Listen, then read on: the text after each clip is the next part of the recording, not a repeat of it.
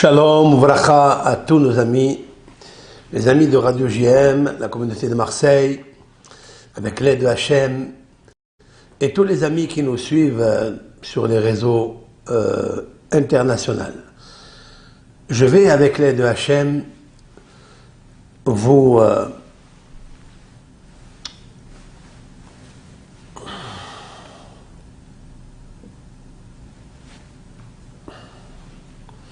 mais je recommence le cours.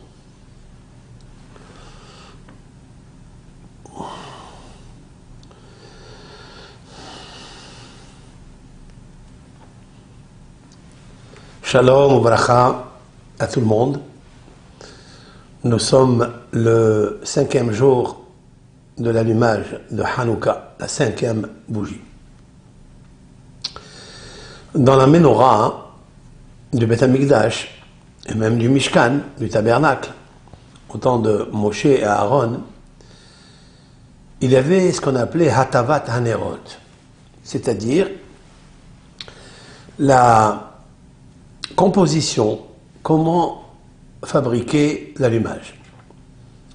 C'est-à-dire, Aaron devait préparer les godets, le gobelet, le kos, le verre. Il remplissait d'huile et puis préparait les mèches. Cela s'appelle Hatavat Hanerot. C'est bizarre comme qualificatif. Hatavat, métiv est Hanerot. C'est-à-dire il faut bonifier les Nerot. Normalement, c'est les Nerot qui nous bonifient par leur lumière. Nous allons voir avec l'aide de Hachem comment expliquer tout cela. Et dans le Beth Amikdash, ou le Mishkan, la Hatavat Hanerot se faisait en deux parties. Comme d'ailleurs nous le lisons tous les matins, il y a un ordre que Abaye, un des rabbins du Talmud, selon l'opinion de Abba Shaul, qui est un docteur de la Mishnah, quel était l'ordre du service dans le Beth Amikdash ou dans le Mishkan. Et il est marqué, on allumait d'abord 5 Nerot, et puis donc 5 bougies, on s'arrêtait là, on allait faire le Korban Tamid, le sacrifice journalier, et puis après, on pratiquait l'allumage des 2 autres bougies, lumière, avec l'huile d'olive et les mèches. Il y avait donc une séparation entre l'allumage des 5 premières bougies, au milieu, un acte de sacrifice du tamid, c'est-à-dire le korban qui était constant, perpétuel, tous les jours, celui qui correspondait à la journée, comme aujourd'hui nous la prière du matin. Après il y avait le deuxième allumage des 2 autres bougies qui faisait 7 bougies. Et après cela, il y avait la Ketoret, c'est-à-dire les encens. On préparait l'encensoir et on faisait les 11 plantes aromatiques. Qu'est-ce que le symbole de tout cela? Quelle est la kavana? Quelle est la avoda, le service que Moshe Rabbeinu leur a demandé de faire dans cet ordre-ci?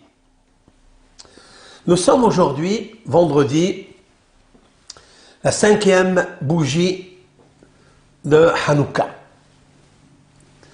Et donc, nous allons faire un cours qui correspondra au sacrifice journalier, puisque tous les vendredis, nous pratiquons un cours sur Radio JM et sur les réseaux, avec l'aide de Hachem. Et puis nous allumerons les 2 autres bougies à partir de ce soir. Et Azat Hachem, les autres bougies, bien sûr, nous on a Hanouka 8. Ça sera les 3 autres à partir de ce soir, samedi soir, et Azat Hachem, dimanche. Ce sera le 8e jour. Mais au temps du temple, il n'allumait que 7 jours. Maintenant, il faut essayer de comprendre tout cela avec l'aide de Hachem. Pour comprendre tout cela, il faut aller un peu plus loin. Nos sages, dans la prière, donc il y a ici plus de 120 rabbins, parmi eux Mordechai Ayehudi, 200 ans avant la destruction du deuxième temple, ils ont introduit une demande, une prière, une louange. Ala Nissim, ala Purkan, ala Givurot. Je vais traduire tout cela sur les miracles et sur le sauvetage et sur les puissances et sur toutes les délivrances et les merveilles et les consolations que tu as fait avec nos ancêtres, donc au temps des Hashmonaïm, ce sont les Kohanim, Gdolim qui avaient à l'époque, Bayamim Ahem, ces jours-là, là-bas, Bazemanazé, et jusqu'à aujourd'hui. Cela veut dire qu'on relie la louange à partir de Hanouka jusqu'à aujourd'hui. Autrement dit que les lumières de Hanouka brillent, nous aident dans les exils d'aujourd'hui, qui est aussi Édom, parce que dans Édom, c'est l'exil de Ésaü, il y a aussi toutes les trois autres, c'est-à-dire Babylone et Yavan, la Grèce et la Perse. C'est pourquoi qu'on dit Bayami Mahem, dans les jours où vivait le deuxième temple, Bazema Nazé, jusqu'à aujourd'hui. Et nos sages de décrire. Bibé Matatia ben Yohanan Kohen Gadol. Dans l'époque de Matatia, c'était son nom. Fils de Yohanan, Kohen Gadol, le grand prêtre. Hashmonai ou Banav. Donc c'est le nom de famille. Hashmonaïm. Hashmonai ou Banav et ses enfants. Que chez Amda Malchut Yavan Harsha'a. Lorsque s'est tenu dresser le royaume de Yavan, grec, Harsha'a, la méchante, Al Amecha Israël, sur ton peuple Israël, le Shakeham Toratecha, leur faire oublier ta Torah. Voilà le but, pourquoi elle s'appelle Malchut Harsha'a, c'est-à-dire le royaume méchant. Parce qu'ils veulent faire oublier la Torah.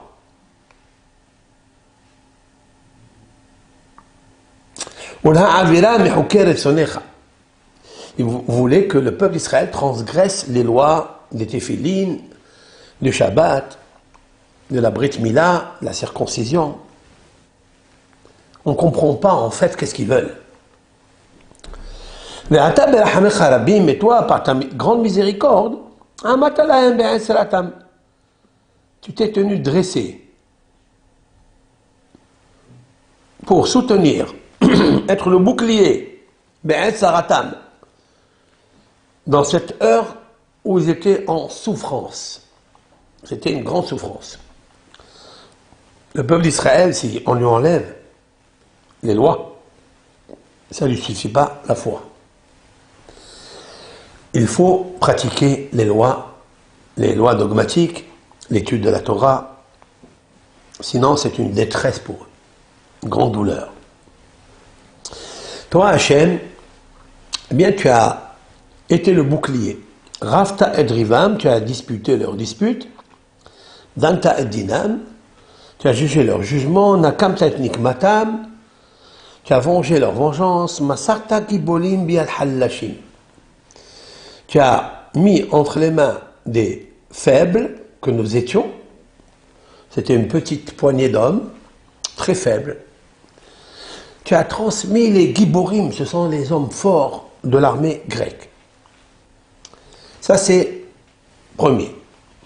Le Rabbim biad me'atim. Et l'armée qui était nombreuse entre la main d'une armée qui était peu nombreuse. Urshaim biad tzaddikim. les méchants entre les mains des justes. Utmeim, les impurs, Beyat Teorim, entre les mains des purs. Les Edim, et les méchants avec préméditation, en faisant exprès, Beyad Oske Toratecha, entre les mains de ceux qui se préoccupent de ta Torah. Il y a ici 5 niveaux, avec 5 fois le mot Yad, la main.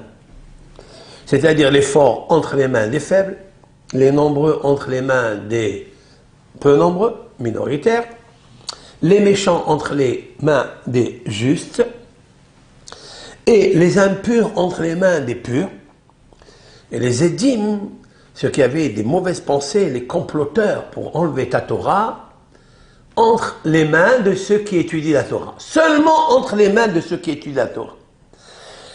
Ceux qui ont voulu déraciner la Torah, l'Éternel les a transmis devant ceux qui étudiaient, préoccupés à la Torah.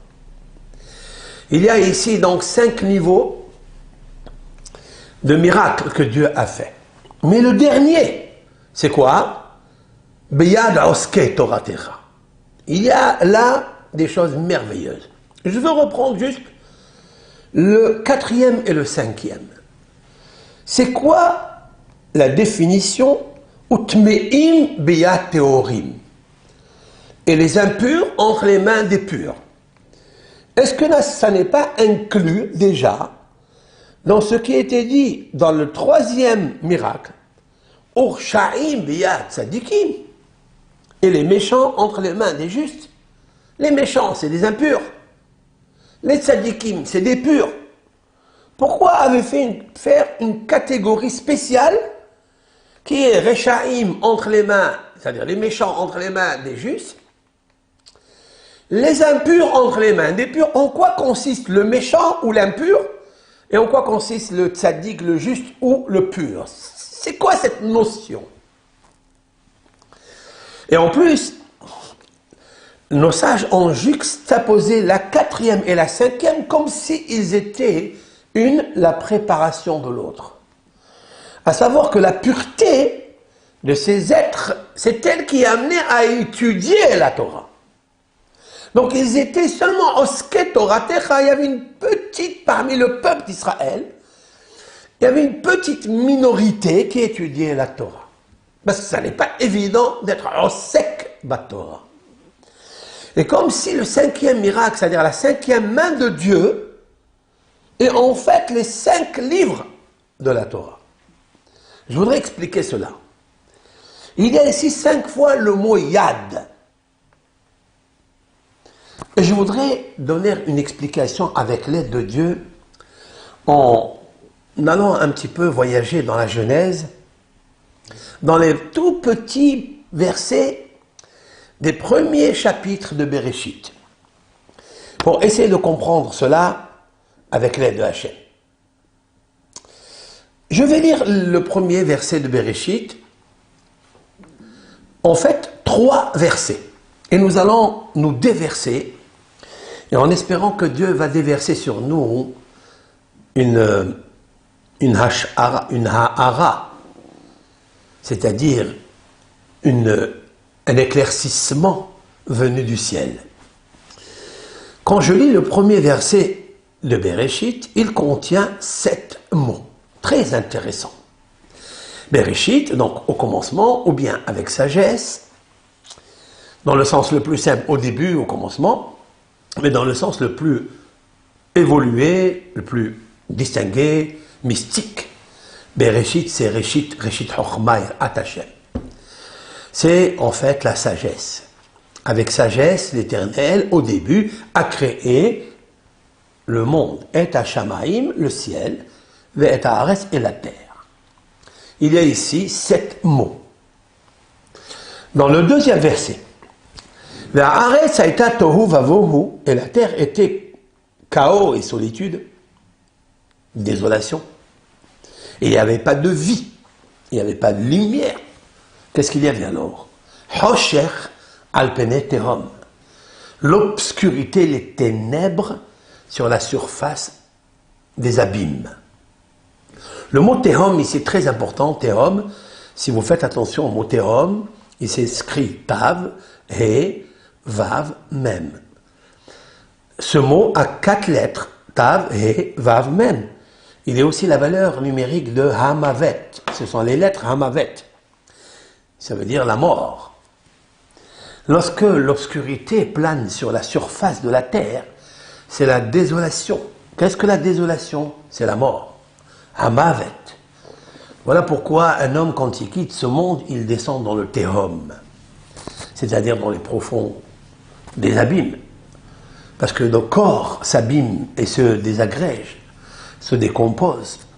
Il ne reste que de la poussière noire ou de la cendre noire qui fait référence au symbole du Hosher, c'est-à-dire là où tu te trouves seul dans l'obscurité. Admettons que le monde était un grand tombeau noir, sans vie. Mais à l'intérieur de ce monument vide et chaotique, Ruach Elohim, il y avait l'Esprit de Dieu. Qu'est-ce que l'Esprit de Dieu ici? Comment comprendre l'Esprit de Dieu? Merachefet al pene hamayim, planait sur la surface des eaux. Ah, on dirait que la terre n'était pas tellement chaotique, solitude, que ténèbres. Il y avait aussi Hamaïm. Et on ne parle pas en fait de la création du Maïm. On ne parle pas de la création des eaux, comme si les eaux étaient là. En fait, dans le mot Shamaïm, il y a aussi la création de Maïm. Car le mot Hashamaïm, composé de He, Shin, Mem, Yud, Mem, c'est Maïm. Esh, Maïm, il y avait du feu et de l'eau. Car le mot Hashamaïm, Esh, Maïm. Donc lorsque Dieu créa le ciel, ça n'est pas le ciel que tu regardes aujourd'hui. C'est un ciel particulier. Un arc-en-ciel composé de lumière, feu, des lumières qui n'existent plus aujourd'hui, nous allons l'expliquer. Maïm avec de l'eau. Donc cette eau-là, elle était exceptionnelle. C'est pourquoi qu'on ne parle pas de la création de l'eau, parce qu'elle se trouve dans Hashamaïm. Et d'ailleurs, on ne parle pas de la création du feu dans les 7 jours de la création, 6 jours de la création. Donc l'eau était là, elle était composée en fait d'eau et d'électricité, le feu, Hashamaïm. Et voilà pourquoi intervient le 3e verset, là où avec l'aide de Hachem, je vais commenter tout ce cours.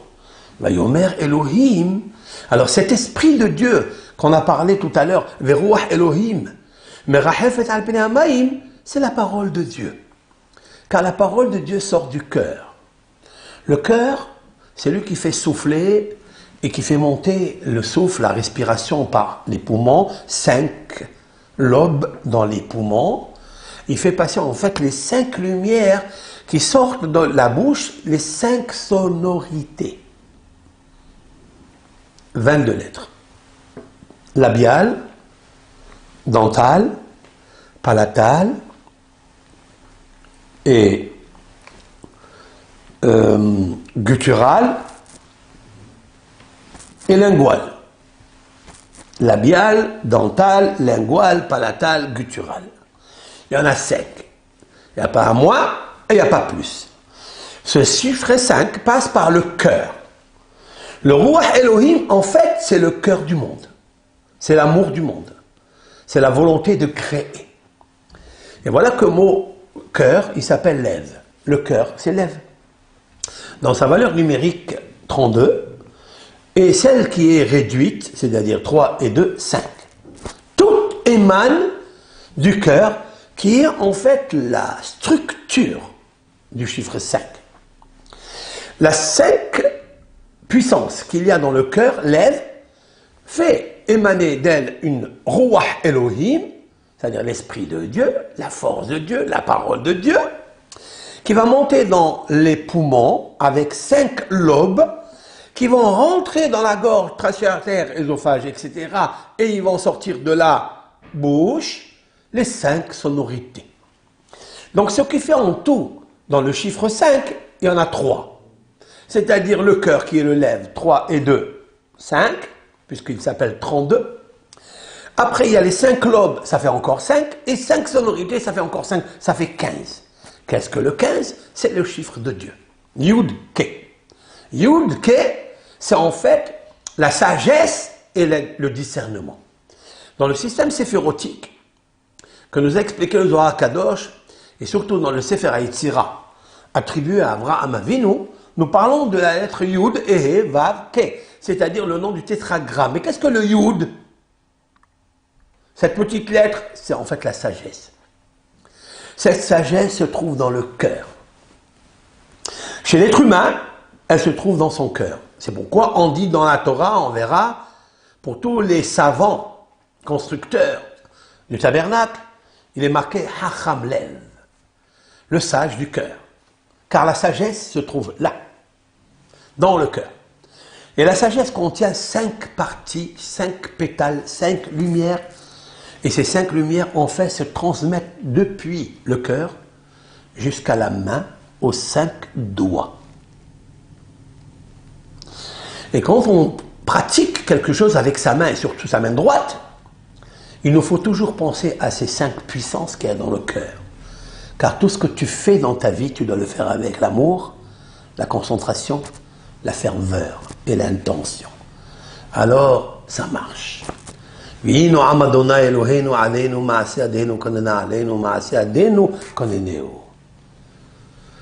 Dans le psaume 90, Moshe Rabbeinu Tefila le Moshe Isha Elohim, l'homme de Dieu prie et dit à la fin dans verset 17, et que la surveillance ou la bienveillance de Dieu et sa grâce reposent sur nous, qu'elle repose sur nos mains et que sa lumière sur nos mains repose. Voilà ce qui est dit là-bas. Avec 12 mots, qui est d'ailleurs une contribution de puissance entre le chiffre 17 et les 12 mots qu'il y a dedans. On fera un petit cours après, avec l'aide de Hachem. Sinon, on va s'échapper, on va rentrer dans autre chose. Maintenant, le cœur, il doit visionner que la bouche, qui est la plume du cœur, parle bien. Les 5 sonorités avec les 22 lettres structurelles qui ont créé le monde.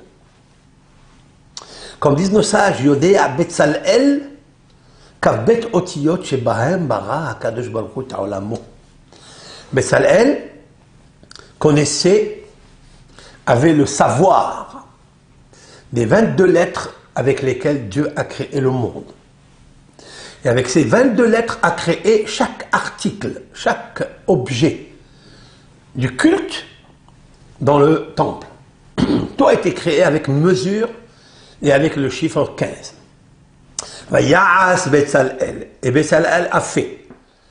Et Hacham Lev, il était sage du cœur. On ne peut rien faire pour que puisse l'Éternel faire résider sa Hashra'a, sa Ha'ara, c'est-à-dire son émanation pure, qui va descendre, sacraliser, sanctifier les objets matériels, si le départ ne commence pas avec Ruach Elohim qui est Balev. Et ce se transmet à, justement, au poumon, les 5 lobes, les 5 sonorités, et Vayas, il se fait avec sa main, c'est-à-dire les 5 doigts de la main, dont sa valeur numérique est Yad, le chiffre 14, 4 et 1, 5, puisqu'il y a 14 phalanges. Et en fait, maintenant, Vayas, Vayomer Elohim Yehi Or. Et l'Éternel a dit que la lumière soit, Vayi Or. Et la lumière fut. Verset 4, Vayar Elohim et Or Kitov.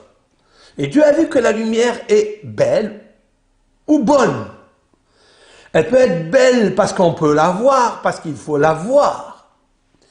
Mais on peut aussi goûter la lumière de Dieu lorsqu'il y a le savoir. Alors lorsqu'il y a le savoir, il y a le voir et il y a le, comment on va l'appeler, le savour. On va savourer, hein? On va savourer la lumière à l'intérieur de nous.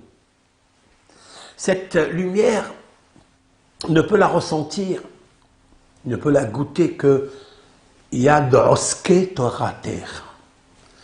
Seulement le peuple d'Israël qui a le devoir d'étudier la Torah un petit peu le jour, un petit peu la nuit, pour ceux qui travaillent bien sûr, et pour ceux qui s'adonnent à l'étude de la Torah toute la journée, qui s'appelle Rav Assi. Comme le dernier rabbin du Talmud s'appelle Rav Assi, parce que c'était un Rav qui était assidu, bien entendu. Il était très étendu dans ses paroles. Il nous a dit des belles choses dans le Talmud. Ravina et Rav Assi. Rav Assi est enterré à Tibériade, à l'entrée du cimetière où est enterré Maïmonide. Avant de rentrer dans le monument, mausolée de Maïmonide, à gauche, juste à la porte à gauche, vous allez regarder, il y a à gauche Rabban Yohanan ben Zakkai, le plus grand célèbre rabbin du Talmud, élève de Hillel, qui connaissait toute la Torah entière, même la discussion des bruits que font les arbres quand ils se mouvoient avec le vent. Il connaissait même le langage des oiseaux, le langage des démons, etc. Rabban Yohanan ben Zakkai, qui a vécu à la destruction du deuxième temple. Masechet Gittin Nun Vav Nun Zayin, 56 et 57. On parle beaucoup de lui là-bas. À gauche et à droite, tournez avant de rentrer à la porte de Maïmonide, à droite vous avez Ravina et Rav Assi. Waouh! Ici, à Tibériade. Rav Assi. Or, tu veux goûter la lumière? Kitov. Tov, ça peut être une lumière belle, parce que tout le monde dira que la lumière de la Torah, elle est belle. Mais si tu la manges, c'est encore mieux, non? C'est pourquoi c'est marqué Tov, c'est pas marqué Yafa. Vayar Elohim et Or qui Yafé. Yefat Tohar, Vifat Mar'e. Quand on veut parler de beauté, on parle de Yefat Mar'e. Belle de stature, belle de visage. Non, elle a marqué qui Tov. Parce que le mot Tov, Ta'amour ou qui Tov Hachem. Goûtez et vous verrez que Dieu est bon à manger. Est-ce qu'on peut manger Dieu? Est-ce qu'on peut manger la lumière de Dieu? Oui. Le roi David, dans les psaumes, il a dit V'toratra betoch me'ai. Et ta Torah, elle est à l'intérieur de mes intestins. Elle est bonne. Vous mangez un bon plat que vous aimez, eh bien, elle est dans votre intestin. Mais pour l'avoir dans l'intestin, il faut la passer dans la gorge, dans le gosier. Alors tu la goûtes et elle te restaure. Vayar Elohim et Or qui Tov. Et Dieu a vu que la lumière, elle est bonne à manger. Qu'est-ce qu'il a fait Dieu? Vayavdel Elohim ben Or ben Hosher. Et Dieu, il a séparé entre la lumière et l'obscurité. Verset 5, il n'y en a que 5, et pas plus. Vayikra Elohim la Orion ben la Hosher karalayla. L'Éternel appela la lumière jour, la Hosher, l'obscurité karalayla nuit. Vayi ere, vayi boker, ce fut le soir, ce fut le matin. Yom Ehad. Il n'est pas dit Yom Rishon. Il est dit Yom Ehad. C'est un jour solide. Unification. Ehad. Un. Unique en son genre. Et oui, bien sûr. Lorsque, en 5 versets, la Torah a déversé une lumière qui éclaire dans les ténèbres, alors il s'appellera que Yom Ehad. Ehad velo rishon, comme c'est marqué après Yom Sheni, Yom Shlishi. Là, on parle de 2, 3. Mais là, c'est pas marqué rishon, marqué Ehad, parce que c'est unique. C'est 5 versets. C'est pourquoi Yad, 5 fois Yad, sont marqués concernant la lumière de Hanouka. Giborim biyad halashim, une fois. Me'atim, merubim me'al mi'atim. Alors les forts entre les mains des faibles, le nombreux entre les mains des minoritaires, peu nombreux. Reshaim beyad tzadikim, emeim biyad théorim. Ah, il y a quelque chose d'extraordinaire, ce théorime-là. Et une fois qu'on passe à ça, on passe à un 5e niveau, qui est en fait le niveau de Oske, Biyad Oske Toratecha. Parce que Biyad Oske Toratecha, c'est 5. Regardez avec moi maintenant combien de fois il y a marqué ici dans les 5 versets, par hasard, 5 fois le mot or. Que 5 fois, pas plus. Ce sont les 5 lumières qui éclairent dans nos vies, mais qui partent à partir du cœur. Lève. Pourquoi je parle de la 5e bougie? Parce qu'en fait, la 5e bougie, il faut la séparer dans le Mishkan, dans le service du culte, de l'allumage, de cette menorah extraordinaire, de ce candélabre. Il fallait la séparer entre 5, pratiquer un sacrifice journalier, ce sont les prières aujourd'hui, et puis après, passer au 2e allumage.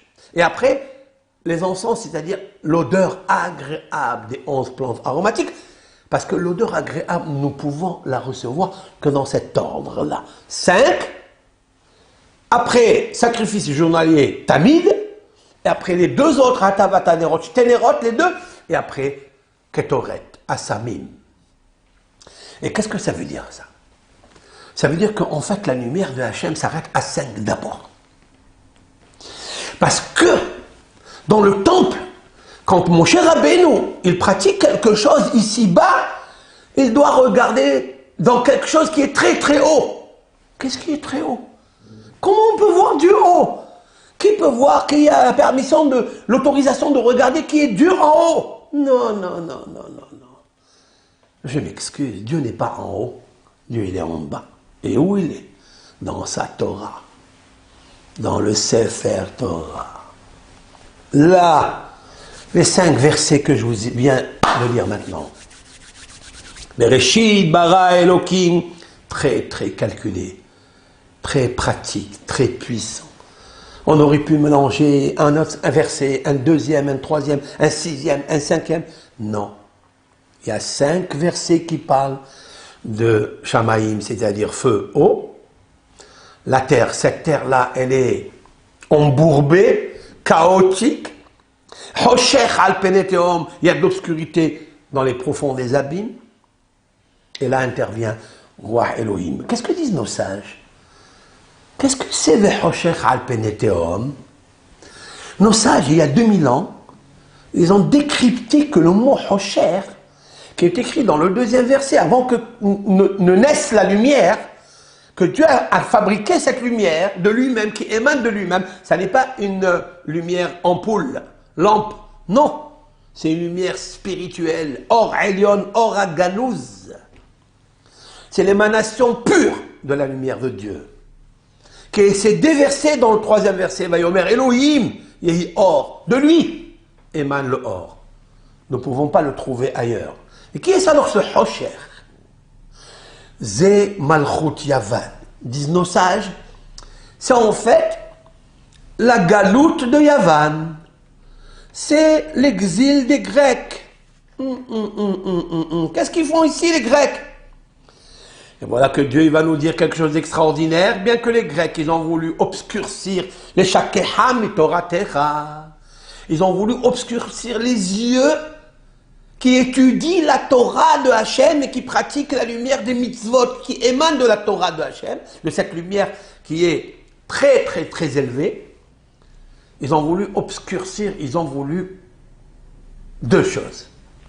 Qu'on n'étudie pas la Torah, qu'il n'y ait plus des gens qui étudient la Torah parce qu'ils étaient mis à mort, ils les envoyaient dans les travaux forcés, des corvées comme l'Égypte. Mais il y avait une 2e intention. C'est impurifier les filles juives.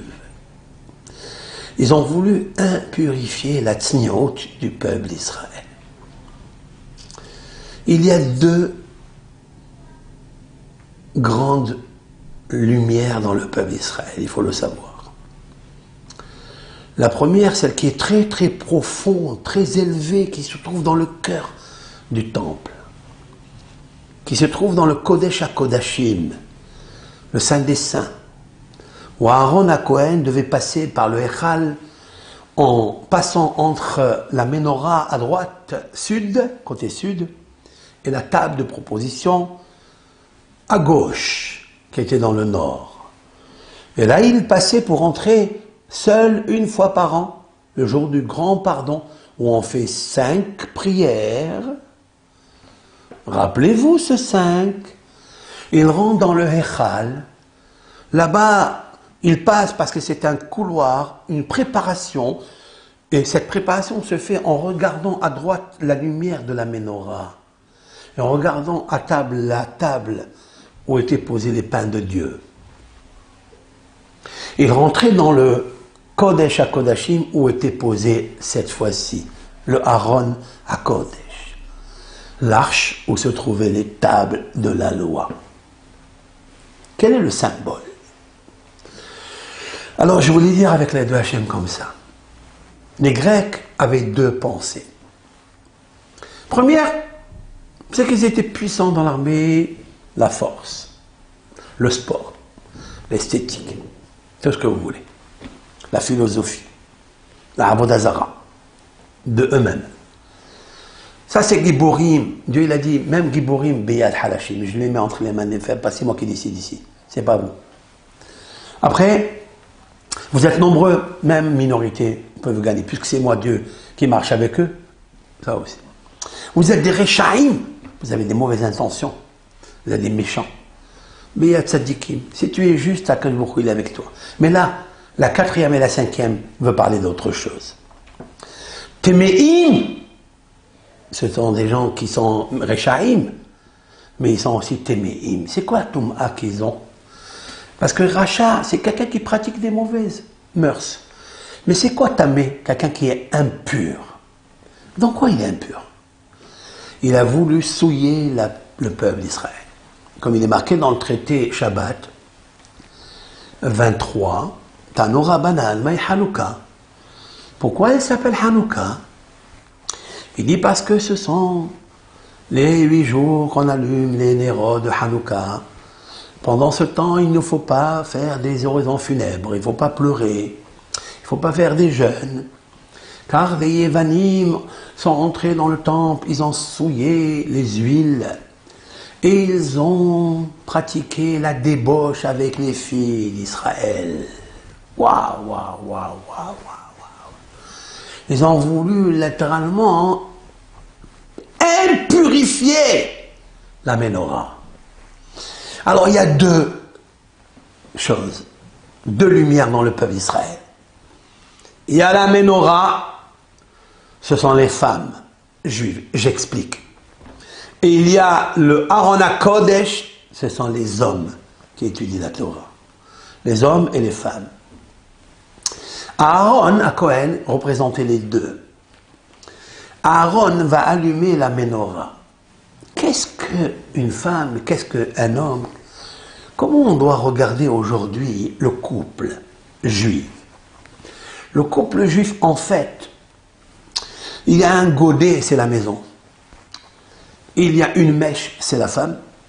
Et il y a l'huile, c'est la femme. Il y a la flamme qui sort de l'huile, c'est l'homme.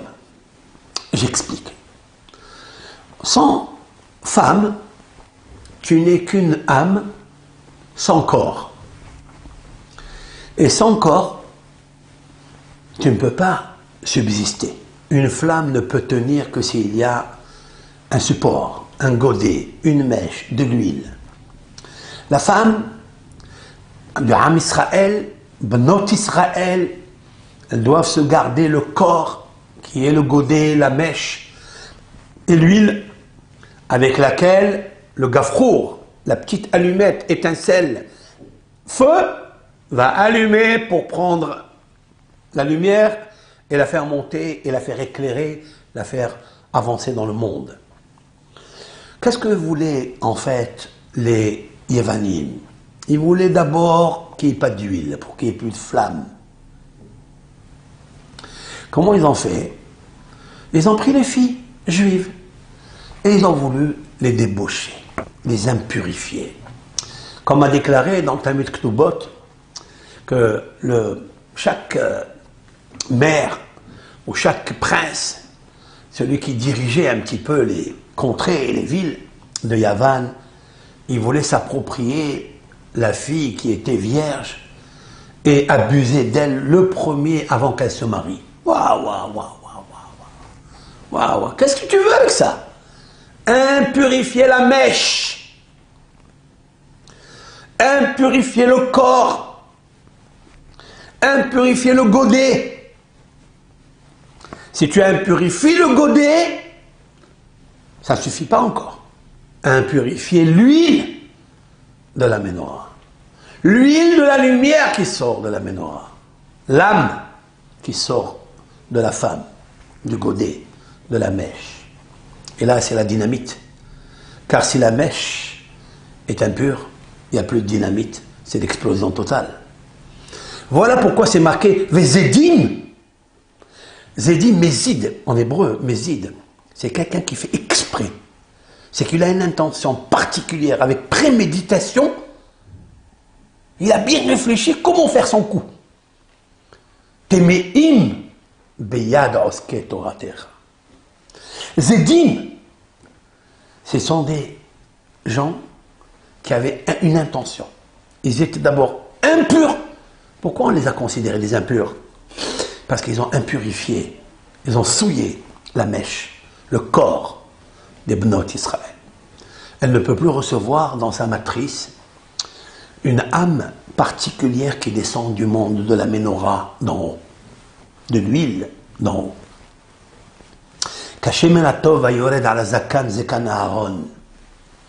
Dans le psaume, il est marqué qu'il y a une huile spéciale qui descend d'un endroit, Kodesh, ça, très très saint, comme il est marqué dans le psaume 150, Alulu El Bekotsho, louez Dieu Bekotsho, dans son Kodesh, il y a là-bas, très très haut, très très élevé, une sanctification sans parasite, sans rocher, sans obscurité, sans ténèbres. Elle descend de là-haut et elle descend sur la tête d'Aaron. Waouh, c'est Aaron et pas Moshe, pas Abraham. Qu'est-ce que faisait Aaron? Aaron, il allumait la menorah. Pourquoi c'est Aaron qui allume la menorah?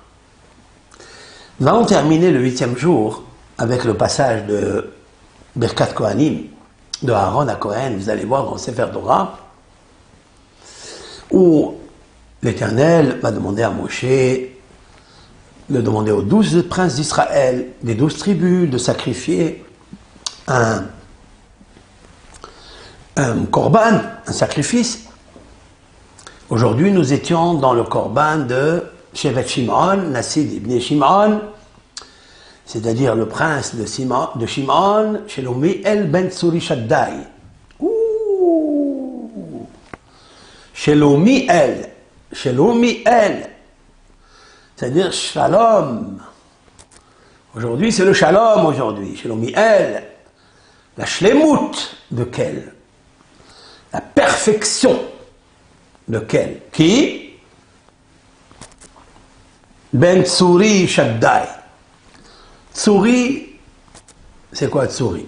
C'est mon peintre, mon créateur, ou mon roc. Shaddai Shin Dalet-Yud. 5e jour, il a une importance capitale. Capitale. Pourquoi on sépare entre les 5 bougies dans la menorah, Korban Tamid, après on pratique les 2 autres? Parce que le 5, il faut le séparer. Le 5, il faut le séparer. Alors, qu'est-ce que faisait Aaron? Eh bien, il préparait ses mèches, ses godets. En fait, il préparait le corps des femmes juives avec la mèche et l'huile. Et là, après, il allumait la flamme. Avec la flamme de la Torah, il allumait la flamme de la femme pour donner cette lumière et éclairer la maison de Dieu. C'est pourquoi Aaron à Cohen, lorsqu'il est décédé, les femmes aussi, elles ont pleuré. Il n'est pas marqué concernant Moshe Rabbeinu, nous disent nos sages, que les femmes ont pleuré. Voyez, auto Israël, béni Israël. Les hommes ont pleuré.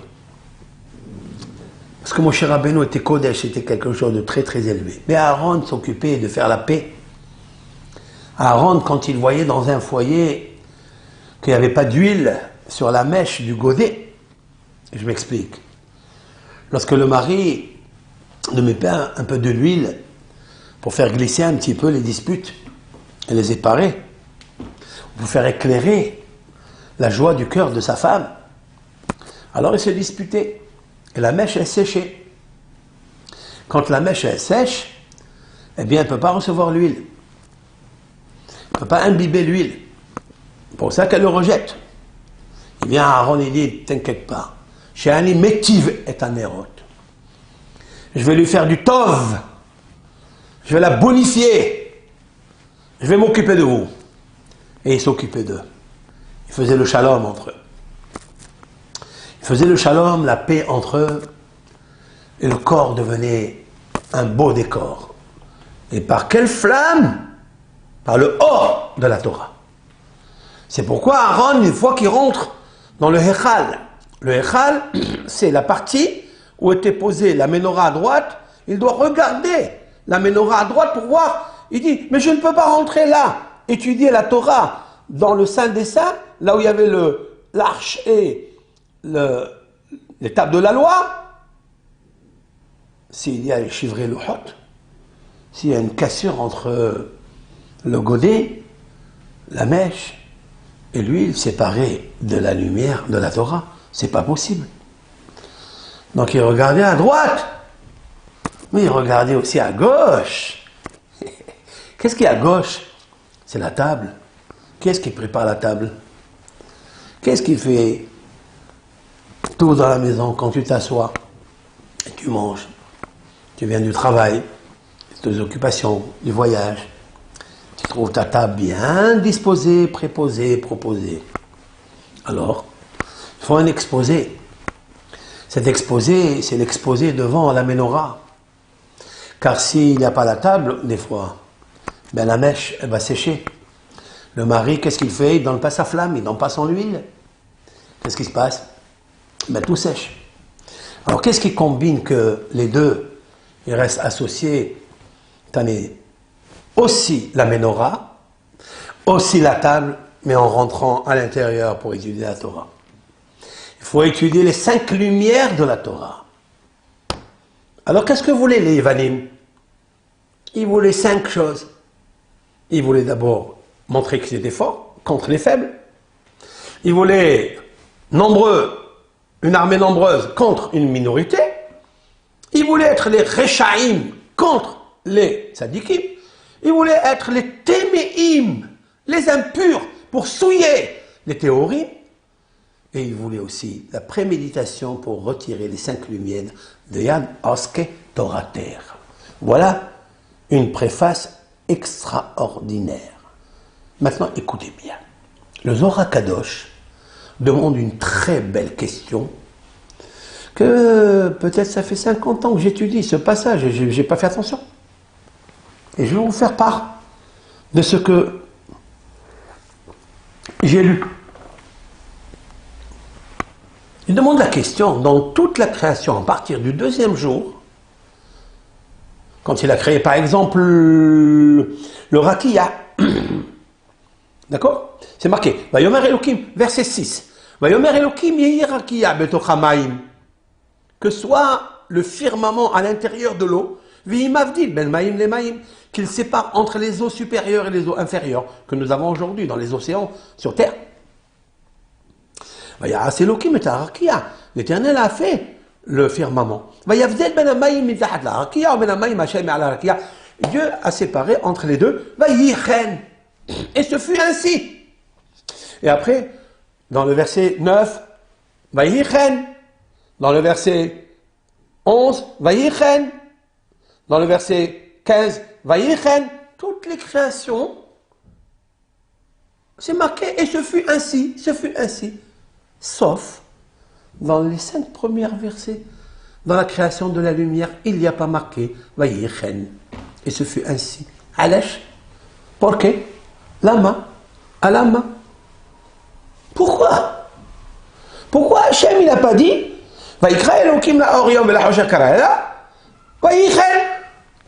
et Dieu, ça a fait ainsi. Voilà ce que pose le Zohar HaKadosh. La réponse du Zohar HaKadosh, elle est sublime. En fait, elle est écrite dans Rashi. Dans le verset 4, l'Éternel a vu que la lumière était belle ou bonne. Il l'a séparée entre la lumière et l'obscurité. Pourquoi il l'a séparée entre la lumière et l'obscurité? Demandent nos sages. La réponse est parce qu'il ne voulait pas que la lumière et l'obscurité se mélangent. Autrement dit, il ne voulait pas que les Rechaïm, que les impurs profitent de cette lumière. Voilà ce que disent nos sages. Qu'est-ce qu'il a fait à Akadosh Baruch Hu? Genazo le'atid lavo. L'Éternel a gardé, caché, mis en trésor cette lumière. Et on parle de Or HaGanouz, c'est-à-dire la lumière qui est cachée dans son trésor. Où il est son trésor? Il est en bas, dans sa Torah. Il est dans les 5 lumières de la Torah. Puisqu'il y a marqué ici 5 fois le mot Or. C'est ce que j'ajoute sur ce Zohar HaKadosh et sur Rashi, au nom du Midrash. L'explication est la suivante. Puisqu'il est marqué ici un détail particulier, le nombre de fois où apparaît le mot Or, lumière, 5 fois. Ça, la Yechel. Ça veut dire que le peuple d'Israël va comprendre que dans sa Torah, le Pentateuch, aux 5 livres, d'ailleurs, c'est pourquoi il est divisé en 5 livres, parce que Moshe Rabbeinu a dicté cela, qu'il faut séparer la Torah en 5 livres, parce que chaque livre, Genèse, l'Exode, Lévitique, les nombres et Deutéronome, ils ont chacun une sagesse particulière, singulière, un rôle, une mission bien définie pour servir le cœur de l'homme. Lève, 32, 3 et 2, 5. Et pour servir l'action de l'homme, 14 phalanges, yad. Voilà ce qu'on peut dire ainsi. Maintenant, dit le Zohar HaKadosh quelque chose de sublimissime. Lorsque l'Éternel avait construit le tabernacle, il s'est passé quelque chose pendant l'inauguration du tabernacle. C'est que Moshe reçoit l'ordre divin de dire à 12 tribus que chacun prépare un korban, un sacrifice, et qu'il le monte sur l'autel des sacrifices. Excepté la tribu de Lévi, c'est-à-dire Aaron HaKohen. Et Aaron HaKohen s'est fâché. Il s'est affaibli de son amour à Dieu. Il a dit, pourquoi je ne suis pas compté, ni moi, ni ma partie, ma famille? Qu'est-ce que j'ai fait? Moi aussi, je veux activer une action comme ça de sacrifice ce jour de l'inauguration. Dieu lui dit, la tienne, elle sera plus belle encore, et elle restera à jamais. C'est laquelle? Parce que tu vas allumer la menorah. Et c'est pourquoi il est marqué dans la paracha,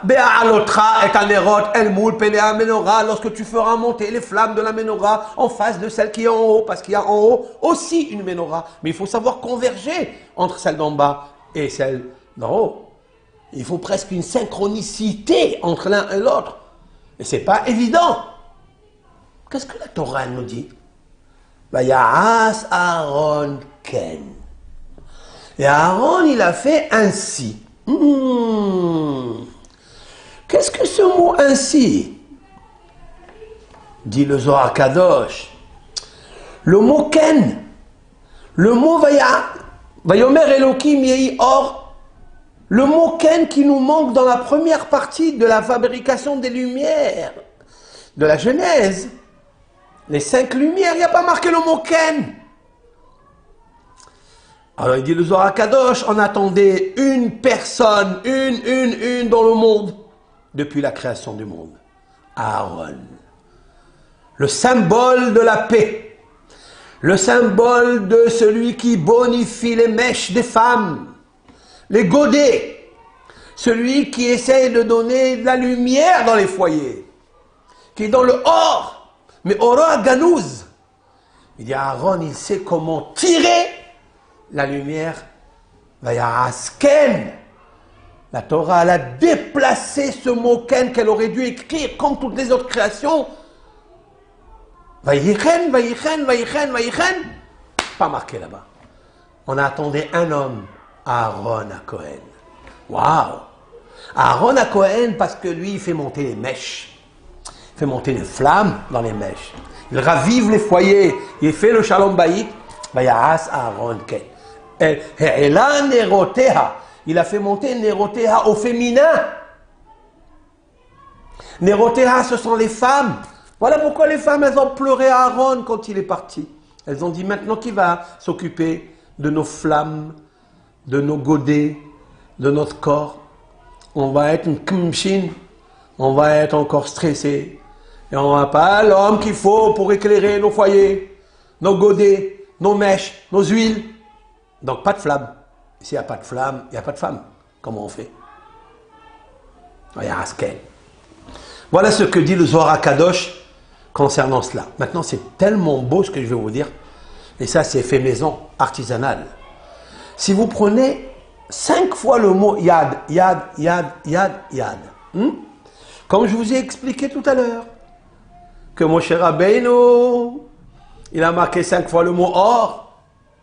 Maintenant, nous trouvons dans la prière de Alanissim et Alapurkan, il y a marqué les forts entre les mains des faibles, les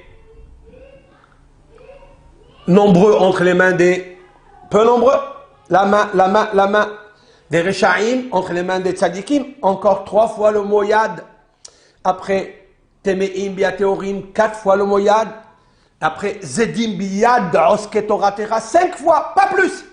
Si vous prenez le mot yad, valeur numérique 14 fois 5, ça fait combien? 70. Et alors, c'est la même valeur numérique Ken. Vayas Ken Aaron. Le mot Ken ici, valeur numérique 70. Voilà pourquoi il est les 70 facettes de la Torah. Parce qu'il y a 5 livres du mot or. Le mot Ken, c'est 70. Chaf, c'est... Combien c'est Chaf? C'est 20. Nun, c'est 50. Ça fait 70 facettes. Shiv'im panim la Torah. Et voilà pourquoi Yaakov Avinu, quand il descend en Égypte, en exil, le début, la source de toutes les exils, c'est l'Égypte. Il va descendre avec 70 âmes. C'est quoi ces 70 nefesh? Il va descendre avec les 70 nefesh. Dans l'Exode, premier verset. Elle est Shemot ben Israël Abayim, Israël Ma'at Yaakov, Ish ou Betoba'u, Shiv'im nefesh. 70 nefesh. C'est quoi ce mot-là? C'est quoi ce nefesh là? Et 70? Ah, 70 c'est Ken. Ce sont les 5 lumières qui se subdivisent en 70 nefesh. Mais nefesh, c'est les initiales. Nerot, Petilot, Shemen. Nerot, Petilot, Shemen. C'est-à-dire les bougies, Petilot, les flammes, Shemen, l'huile. Voilà ce que c'est que le nefesh du Am Israël. Le nefesh, ce n'est pas l'âme végétative, animale, bestiale, non. Dans le nefesh, le corps humain contient un nerf, un godet, une pétila, une mèche et un shemen pour éclairer l'âme il vient se poser dessus. En fait, c'est nous qu'on crée la flamme de l'âme en nous. Il faut juste préparer le bon godet, corps, la bonne mèche, le cœur, l'amour, le bitachon bachem, et mettre l'huile dedans. Ce sont les mitzvot. C'est l'Ahavat Hashem, l'Irat Hashem. Ah, avec ça on comprend bien les choses. Et voilà pourquoi Yosef Hatzadik, c'est lui l'acteur de tout cela. Parce que Dieu, il dit à Jacob, Yaakov son père, de lui offrir une tunique unique, avec 5 couleurs bariolées. Il lui dit, Ki ben Zekouni moulo, parce qu'il est le fils Benjamin. Mais Rachid dit pas Benjamin, Ki ben Zekounim hacham, Bar Hakim, il est sage. Donc le mot Zekounim, c'est très important. Mais en fait, Zekounim, c'est quoi? C'est l'anagramme. Voilà le mot Zekounim, comment il s'écrit. Zayin, Kouf, Nun, Yud, Mem. Zayin, c'est 7 kanim. Il y a 7 branches dans la menorah. c'est Yosef Hatzadik, avec les 7 sagesses, les 7 épis de blé grasses, les 7 vaches grasses, qui vont venir être attaquées par les 7 maigres. C'est les 7 pulsions d'impureté, de souillure, de la graisse de la femme de Potiphar qui l'a agressée. Mais elle n'a pas pu. Mais en fait, Zekenim, Zayin, Kanim, ce sont les 7 versets, pardon, c'est les 7 mots de Bereshit, Bara Elohim, et Hashamayim, et Haaretz. Et la question est de savoir pourquoi il y a 7 Zayin, Kanim, il y a une lettre, Zayin, Kouf, Nun, Yud, Mem. Nos sages disent que son père lui a appris les 7 Chokhmot, les 6 traités talmudiques, ok? On va les compter. Zeraim, voilà. Zeraim, c'est le premier traité talmudique qui parle de la botamie, il parle des parachot, il parle de la terre, il parle de maaser, il parle de tout ce qui concerne les fruits, etc. Kanim, c'est kadashim, c'est-à-dire les consécrations. Nun, nezikim, yad, yadaim, même midot.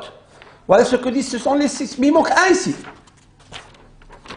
Il manque taharot. Il manque l'enseignement de taharot. Où est passé taharot qui veut dire la pureté? Réponse. Ça, il ne peut pas lui donner. Il peut lui apprendre les lois. Il peut lui apprendre toutes les lois relatives à toutes sortes de mitzvot, mais pas la pureté. Il dit à Yosef, tu te débrouilles.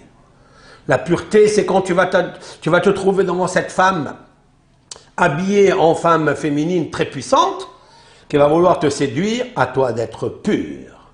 Et Yosef, il a purifié son godet convenablement, sa mèche et sa lumière. Avec ça, il a explosé la dynamite du Yetzirah, de la femme de Potiphar, et la dynamite qu'il a à l'intérieur de lui. Voilà pourquoi tout ce cours se termine.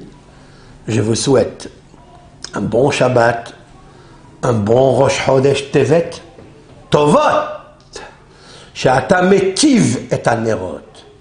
Parce que tu dois bien bonifier ce mois de Tevet où il n'y a pas de fête, où il n'y a pas de joie.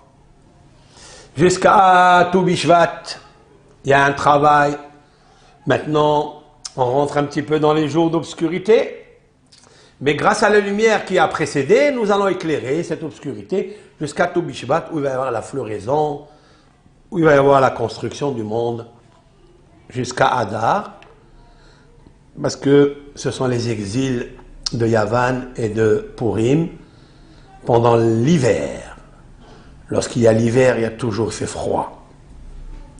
Il n'y a rien qui pousse. Il n'y a rien qui fleurit. C'est pour que nous faisons fleurir tout cela. Jusqu'à Purim. Et après Purim, il y a Nissan. Nissan, c'est Haga, vive le printemps, où tout recommence à nouveau. C'est pour ça que toutes les fêtes, Nissan, Shavuot, Pesach, Sukkot, tout cela se trouve en été. Parce qu'en été, il y a une vie qui recommence. Il n'y a pas d'exil. Et on repart après Tisha B'Av, Tammuz, où le froid il arrive encore une fois. Le froid, mais je préfère le froid que l'effroi. Parce que si je perds ma neshama, hasve shalom, si je souille mon godet, ma mèche et mon huile, alors la flamme, comment elle va éclairer dans les ténèbres? L'obscurantisme ténébreux des Yevanim, des Grecs. Shabbat, shalom à tout le monde. Bracha ve'atzlaha. Kol tov.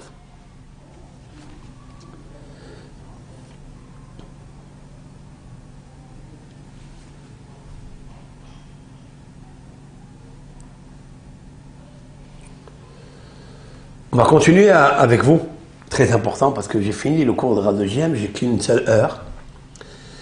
Mais avec vous, je vais continuer. À quoi je pense? Cette petite fiole, nous l'avons trouvée avec le seau, donc elle était fermée, avec le seau du Kohen Gadol, c'est-à-dire du grand prêtre. Donc, qui est ce grand prêtre? Est-ce que le grand prêtre de l'époque? Est-ce que c'est Aaron à Cohen? Est-ce que c'est Yaakov Avinu? Maintenant, j'ai une question.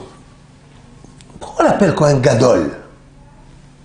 Qu'est-ce que ça veut dire qu'elle était avec le godet, avec le tampon du Kohen Gadol? Vous savez pourquoi elle a éclairé 7 jours en plus? Donc 36 lumières en plus?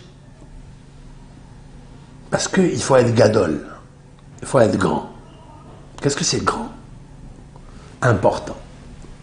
En quoi consiste être important? Être grand. Être grand, ça veut dire servir les autres. Dans le Talmud, il est marqué que lorsque Rabban Gamliel, donc le président de la communauté d'Israël, il y a 2000 et quelques années, avait marié son fils. Il a pris le plateau comme le serveur et il servait ses invités. Il est arrivé devant Rabbi Eliezer Hagadol, c'est-à-dire l'élève de Rabban Gamliel. Il est arrivé devant lui, il a voulu le servir. Et celui-ci a refusé. Il a dit, maître, tu as la Torah, tu as le protocole du royaume de Yehuda, tu ne peux pas me servir. C'est pas possible. C'est pas de ton honneur de le faire. Qu'est-ce que lui répond Rabban Gamliel? Rien du tout. Il est parti. Mais il a continué à servir. Et c'est Rabbi Yoshua ben Hanania, donc un des amis de Rabbi Eliezer. Et quand il le sert, l'autre lui dit, d'accord. Et il prend. Et il sort de sa bouche une phrase. Matzinu Gadol Shishimesh. Nous avons trouvé dans la Torah une référence que oui, c'est permis qu'un grand serve. Qui? Abraham. Abraham Avinu, c'est un Gadol, c'est un grand. Et c'est lui qui a servi les invités. La Torah, elle témoigne. Et Abraham Avinu était debout en train de les servir sous l'arbre. Donc c'est lui qui servait. Alors qu'Abraham Avinu était le roi des rois, c'est-à-dire des rois qui étaient dans ce monde. Vous savez que le traité talmudique Avodah Zara raconte que plusieurs rois et reines venaient prendre conseil de Adam Gadol Ba'anakim. C'est l'homme le plus grand parmi les géants. Alors comment il a servi les invités qui paraissaient comme des bédouins?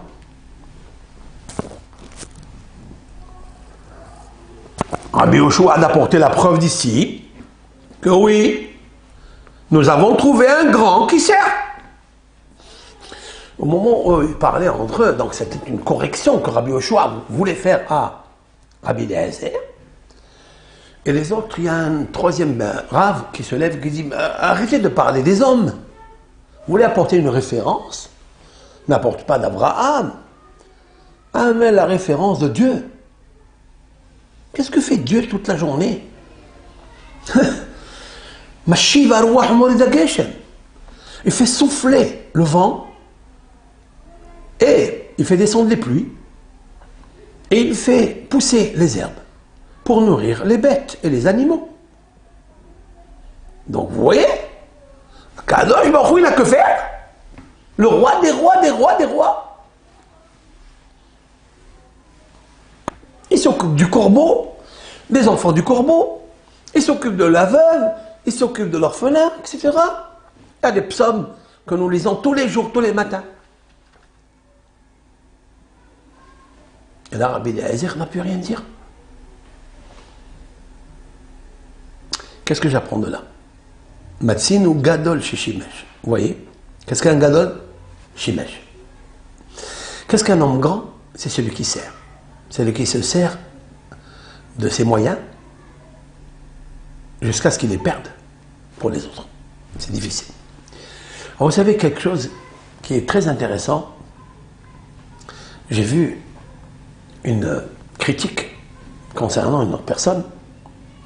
C'est la critique que nous font toujours nos femmes. Elles ont raison.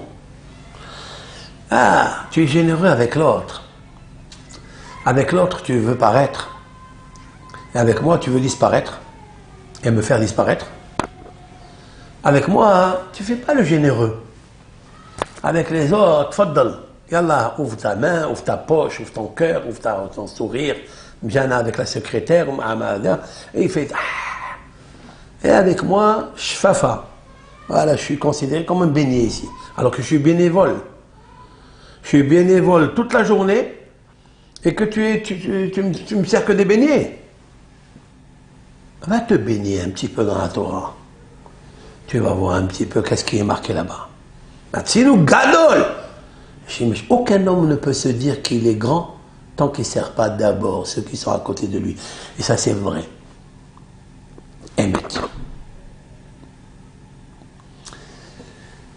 Des fois, ce qu'on dit n'est pas à la hauteur de l'auteur. Il y avait un maître qui nous a quittés il n'y a pas longtemps, mais pas si longtemps. Il y a 2 ans. Aharon Lev Steinman, comme son nom l'indique. Rav Steinman, de mémoire bénie. Il a écrit dans son livre Yamalefit et Ilatecha. C'est une chanson célèbre. Yamalefi, ma bouche se remplira de tes louanges, le roi David. Dans le psaume 71, verset 8. Vérifiez, hein? Et c'est vérifiable. Et déjà vérifié. Psaume 71, verset 8. Yamalefit et Ilatecha kolayom tifatecha. C'est une chanson célèbre. Le roi David il dit, je remplis ma bouche de tes louanges. Ne me prends pas quand je suis vieux, ne me jette pas, s'il te plaît Dieu. Il avait peur d'être jeté dans une maison de retraite où personne ne s'occupe de lui. Et ce jour va arriver un jour. Alors, c'est sûr et certain qu'être grand, c'est justement s'occuper des autres, et d'abord sa famille. Dans la Torah, c'est marqué Aaron ou Banav. Je vais vous dire quelque chose que j'ai trouvé une merveille de merveille. Je la partage avec vous. Je vais la partager avec vous parce qu'elle concerne Hanouka. Elle concerne Hanouka. Et elle concerne l'acteur principal de la Menorah de Hanouka. C'est qui? Celui qui a servi tout le monde. C'est qui sert tout le monde dans le temple? C'est Aaron, c'est les Kohanim. C'est les prêtres. Qui nous fait les bénédictions de Birkat Kohanim? C'est Aaron. Nos sages ont restauré, institué dans la bénédiction que cette bénédiction se transmet à Aaron pour la transmettre. Pourquoi Aaron? Qu'est-ce qu'est Aaron? Le symbole de la paix. Qu'est-ce que la paix? Le service. Ohev Shalom, Verodef Shalom, celui qui aime la paix, qui court pour faire la paix. Ohev et la Biriot, Karvan la Torah. C'est lui qui aime les créatures, tout confondu. Karvan la Torah. Et il les rapproche à la Torah. La lumière de la Torah. J'ai trouvé un verset exceptionnel. Je vais vous le lire. Ve'et Aharon, ça il parle ici de l'investigation de Aaron pour devenir grand prêtre. Parce qu'il faut savoir que Aaron était Lévi. Puisque Yocheved, c'est une fille Lévi, la mère de Moïse, de Aaron, Moshe, Aaron et Myriam. En Égypte, ils s'étaient séparés pour cause du décret du Pharaon que tout garçon né le jetait dans le Nil. Amram, donc le mari de Yocheved, s'est séparé de sa famille. Il dit, on va faire des enfants, ils vont nous les tuer. À quoi ça sert?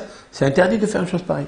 Jusqu'à ce que Myriam, elle est venue lui conseiller et a dit à son père, papa, avant que naisse Moshe, hein, il y avait Aaron et Myriam. Elle lui dit, papa, ton décret de te séparer de maman, il est pire que le pharaon. Au moins, le pharaon, il a décrété sur les filles, sur les garçons, pardon, mais il a gardé les filles. Il a dit, les filles, elles n'ont qu'à vivre. Mais toi, tu as décrété sur les filles et les garçons, et si tu as une fille, amène-la au monde. Elle, c'est une fille, c'est une bonne avocate. Hein. Elle a bien défendu sa cause. Mais grâce à elle est sorti son petit frère, Moshe. Et puis, à la suite de ce conseil, voilà pourquoi Myriam, ceux qui sont Myriam peuvent être des bons défenseurs, des bons avocats. Parce que c'était l'avocate. Et ça peut être aussi une fille que grâce à sa plaidoirie, grâce à son conseil, comme Myriam a donné à son père, elle peut sortir un enfant comme Moshe. Quand vous servez les autres, c'est grand, non? D'où est sorti Betzalel, celui qui a éclairé le temple par sa sagesse? Eh bien, c'est le neveu de Myriam.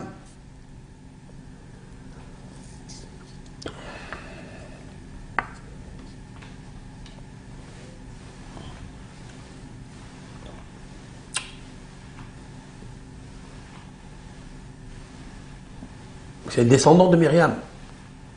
Betzalel ben Uri ben Hur, les Maté. Hur, c'était le fils de Myriam. Vous voyez de là, quand on donne un bon conseil, on fait sortir Betzalel. Betzalel.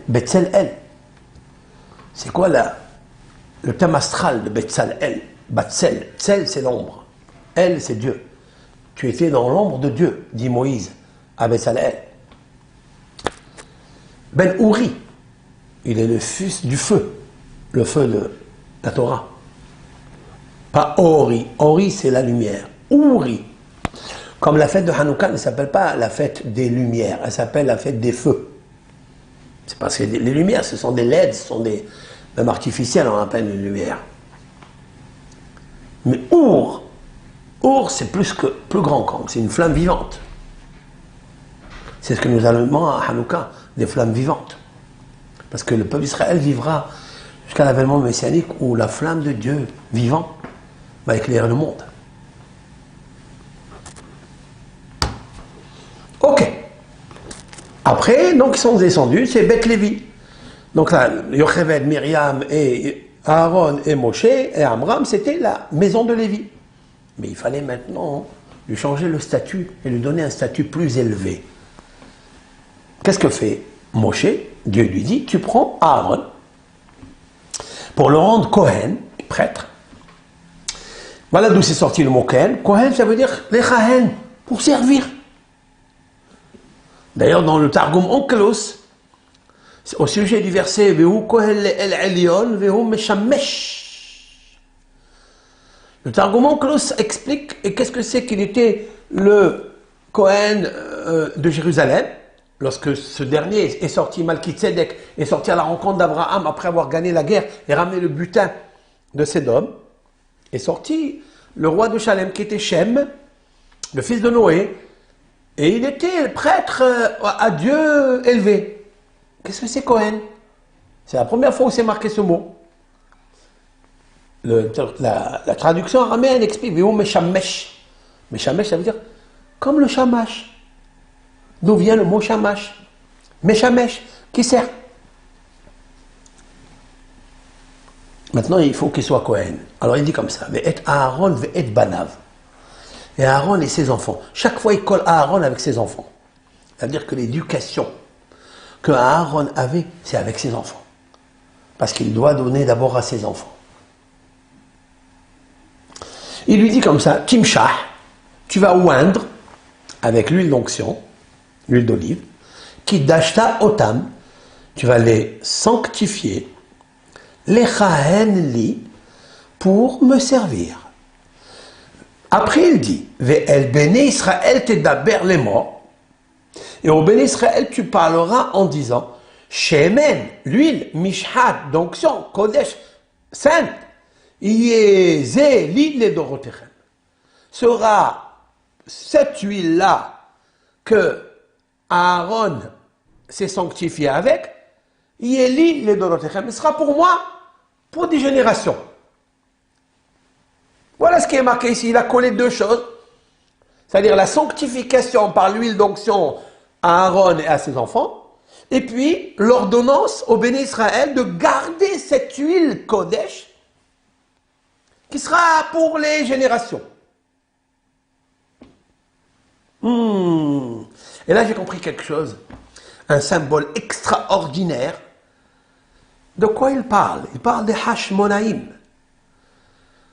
Hashmonaïm. Donc, bien après Aaron, vont trouver cette fiole d'huile Kodesh, d'huile sainte.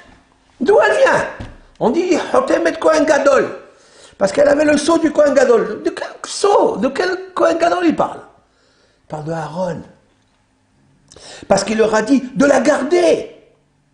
Donc elle était tamponnée avec la sanctification en action de l'investigation de Aaron qui a pris maintenant un statut de Kohen et pas Lévi. Il est monté de grade.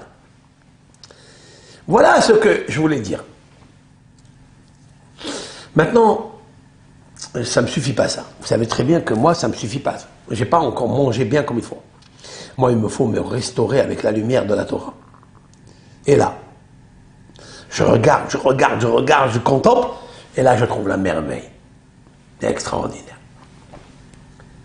D'où on sait, dans la Torah, que ça va être l'équipe Kohanim de Mattatya Ben Yohanan Kohen Gadol Hashmonai, qui s'appelle Hashmonai, leur nom de famille. C'est eux qui vont trouver la fiole de leur grand-grand-père Aaron, qui est sanctifié avec le sceau de Aaron. Comme il est stipulé ici, tu parleras en béni Israël, et tu diras, voici ce que je veux pour les générations. Cette huile d'onction de Aaron et ses enfants. Donc on sait que c'est les Hashmonaïm, qui vont s'appeler Hashmonaï, et pas Aflalo, ou Béros, ou Toledano.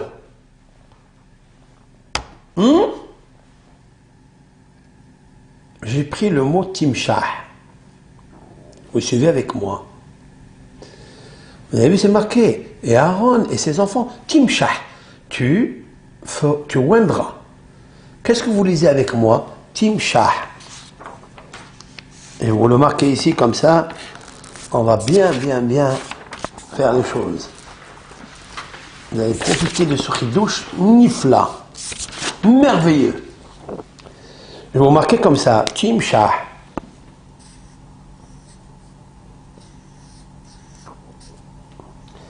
Des fois, vous voyez, je ne prépare pas mes cours. C'est toujours à l'improviste. Je vais vous marquer ici. Timshah. Après, Veki Dashta. Et tu sanctifieras.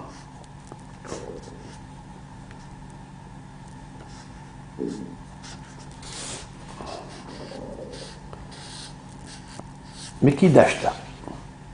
Otan. Et tu les sanctifieras.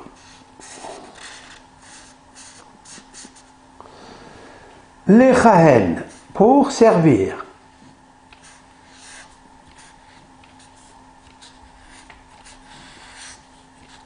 Pour servir. Li, pour me servir. Bene, VL, pardon, VL, et O.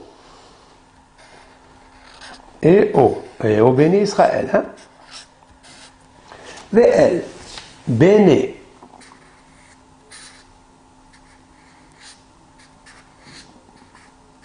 béné, Israël, Tédaber les morts. Voilà ce qui est marqué ici dans la section. Regardez ça. C'est une pure merveille. Il y a ici 1, 2, 3, 4, 5, 6, 7. 1, 2, 3, 4, 5, 6, 7. Voilà ce qui est marqué ici. Vous avez vu les fins des mots? C'est pas par hasard. Lorsque la Torah, elle dit quelque chose et elle juxtapose les mots, elle les met un derrière l'autre. C'est qu'elle veut me dire quelque chose. Timshah. Si vous comptez à partir du het, donc voilà le het ici. Vous comptez 4 lettres. Vous allez tomber dans le shin, vekidashta. Donc tu oindras, tu sanctifieras, shin. Otam, même. Après, lechahen, pour me servir, nun. Après, VL, Aleph, 4 lettres. Chaque fois, vous comptez 4 lettres. Aleph, et après, Béné, 4 lettres, Béné. Voyez? Le Yud. Ça fait Hashmonai. Ça donne le mot Hashmonai. C'est une pure Torah. C'est une pure prophétie avec l'aide de Dieu. Ça fait donc le mot Hashmonai.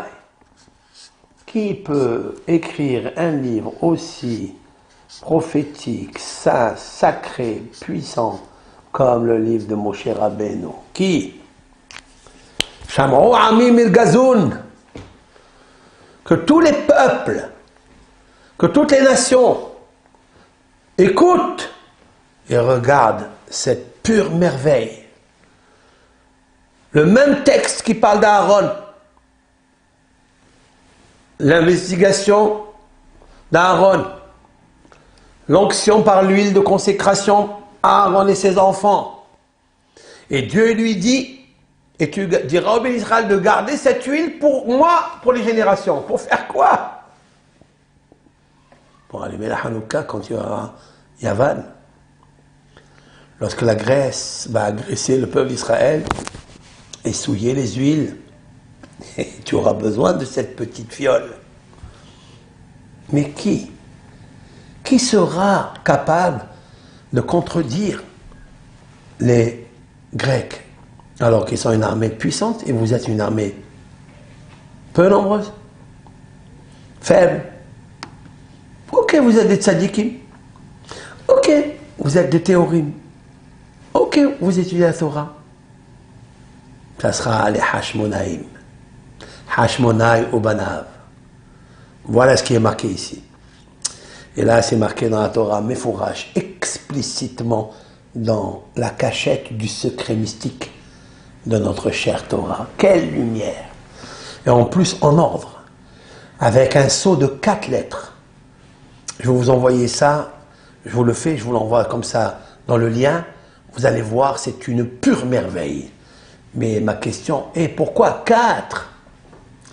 Pourquoi ce nom de Hashmonai en ordre?